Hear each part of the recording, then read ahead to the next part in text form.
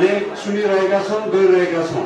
पक्कै पनि छिमेकी जिल्लाहरूमा मधेसमा, विशेष त मधेसमा पानीको सङ्कट परिरहँदाखेरि यो जितपुर सिमराको खानेपानी संस्थाले तपाईँ हाम्रो यो विशेषतः साबिक पेट्रा सिमरा गाविसका वडाहरूमा निसङ्कोच कुनै समस्या नरहेकन शुद्ध खानेपानीको एउटा समस्यालाई चाहिँ पूर्ण रूपले चाहिँ एउटा खानेपानी सफाई गरेर यो संस्थाले तपाईँ हामी सम्पूर्ण उपभोक्ताको मन जित्न सफल भएको छ।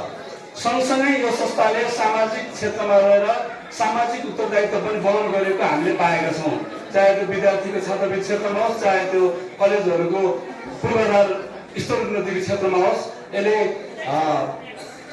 हरेक साल आफ्नो सामाजिक उत्तरदायित्व पनि वहन गर्दै आएको हामीले पाएका छौँ।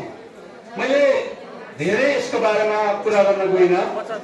पक्कै पनि आज 23औं सामसभा अधिवेशन सहितको भएको हुनाले नयाँ एउटा समिति पनि चयन हुने आजको दिनबाट एउटा प्रक्रिया सुरु हुने पनि मैले जानकारी पाए अनुरूप पक्कै पनि यो अहिलेको विद्यमान समितिले जुन रूपले यो संस्थाको एउटा उचाइ हामी उपभोक्ता माझमा चाहिँ यसले जुन एउटा विश्वास जित्न सफल भएको छ, त्यो विश्वासलाई आगामी आउने समितिले यथावत राख्दै अझ पक्कै पनि मैले अघि भनिहालेँ हाम्रो मधेसमा चुरे लगायतका क्षेत्रमा परेको प्रभावबाट पक्कै पनि पानीको समस्याहरू दिन प्रतिदिन बढ्दै गइरहेको छ।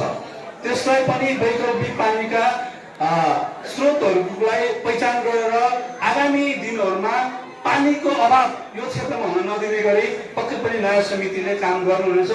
एउटा जोस जाँगर भएको एउटा युवा साथीहरूले पक्कै पनि अबको यो खानेपानी संस्थालाई नेतृत्व लिनुहुन्छ भन्ने मैले एउटा विश्वास लिएको छु।